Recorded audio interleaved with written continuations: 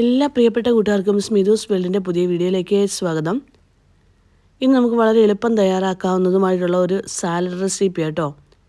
എങ്ങനെയാണ് തയ്യാറാക്കുന്നത് നോക്കിയാലോ. അതിനായിട്ട് ഞാൻ ആദ്യം തന്നെ 2 സവാള എടുത്തിട്ടുണ്ട്. നമുക്കിത് നീളത്തിലൊന്ന് അരിഞ്ഞെടുക്കാം. പക്ഷേ അരിയുമ്പോൾ പ്രത്യേകം ശ്രദ്ധിക്കണം, ഒട്ടും കട്ടി ഇല്ലാതെ, അതായത് കനം കുറച്ച് വേണം അരിഞ്ഞെടുക്കാൻ. അങ്ങനെ സവാളയെല്ലാം അരിഞ്ഞെടുത്തിട്ടുണ്ട് കേട്ടോ.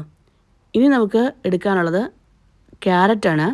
ക്യാരറ്റ് ഇതുപോലെ നീളത്തിൽ ഒന്ന് കട്ടി കുറച്ച് നമുക്ക് മുറിച്ചെടുക്കാം. എന്നിട്ട് അതിനെ വീണ്ടും നീളത്തിൽ തന്നെ നമുക്ക് അരിഞ്ഞെടുക്കാം. ഇതും കനം കുറച്ച് തന്നെ വേണം അരിഞ്ഞെടുക്കാൻ. നീളത്തിൽ കനം കുറച്ച് അരിഞ്ഞെടുക്കുക. ഈ സാലഡിന് എടുക്കുന്ന എല്ലാ ക്യാരറ്റ്, സവാള, അതുപോലെ എന്തെടുത്താലും അതെല്ലാം ഇങ്ങനെ നീളത്തിൽ കനം കുറച്ച് തന്നെ അരിഞ്ഞെടുക്കുക.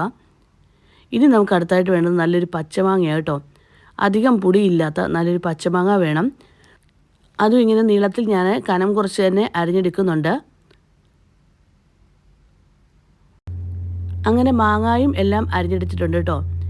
ഇനി നമുക്ക് സാലഡ് തയ്യാറാക്കാനായിട്ട് തുടങ്ങാവുന്നതാണ്. ഈ ഒരു സാലഡിനായിട്ട് ഞാനൊരു ബൗൾ എടുത്തിട്ടുണ്ട്. ഈ ബൗളിലേക്ക് നമ്മൾ അരിഞ്ഞു വെച്ചിരിക്കുന്ന സവാള, ക്യാരറ്റ്, അതുപോലെ തന്നെ മാങ്ങ എല്ലാം നമുക്ക് ഇട്ട് കൊടുക്കാവുന്നതാണ്. ഇത്രയും നമുക്ക് ചേർത്ത് കൊടുത്തു കഴിഞ്ഞാൽ ഇനിയും ഇതിലേക്ക് ഇട്ട് കൊടുക്കേണ്ടത് പച്ചമുളകാണ്. എരിവിനനുസരിച്ചുള്ള പച്ചമുളക് ഞാൻ 2 പച്ചമുളകാണ് അരിഞ്ഞിട്ടിരിക്കുന്നത്. അതും കനം കുറഞ്ഞ് വട്ടത്തിൽ തന്നെ അരിഞ്ഞിട്ടിട്ടുണ്ട്. അതുപോലെ തന്നെ അടുത്തായിട്ട് ഞാൻ ചേർത്ത് കൊടുത്തിരിക്കുന്നത് കുറച്ച് മല്ലിയിലയാണ്.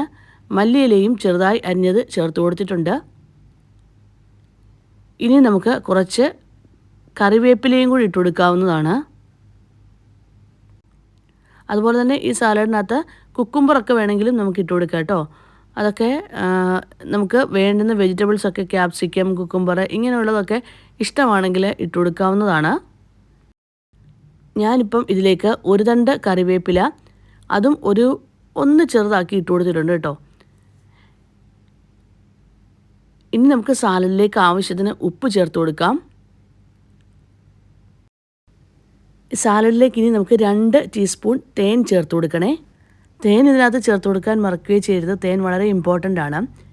അതുപോലെ തന്നെ ഞാനിതിലേക്ക് 1 ടീസ്പൂൺ മുളക് പൊടിയും കൂടെ ചേർത്ത് കൊടുത്തിട്ടുണ്ട്. എന്നിട്ട് നമുക്ക് നന്നായിട്ട് യോജിപ്പിച്ചെടുക്കാം. ഇനി ഒലിവ് ഓയിൽ ഉണ്ടെങ്കിൽ ഒലിവ് ഓയിൽ ചേർത്ത് കൊടുക്കാവുന്നതാണ്. ഞാനിപ്പം ഒലിവ് ഓയിലിലേക്ക് ഒഴിക്കുന്നില്ല. ഞാനൊന്ന് മിക്സ് ചെയ്ത് കഴിഞ്ഞ് ഇതിലേക്ക് ഇനിയും ഞാൻ ചേർത്ത് കൊടുക്കുന്നത് പകുതി നാരങ്ങ എടുക്കുക. അതിൻ്റെ ജ്യൂസ് വേണം ചേർത്ത് കൊടുക്കാൻ.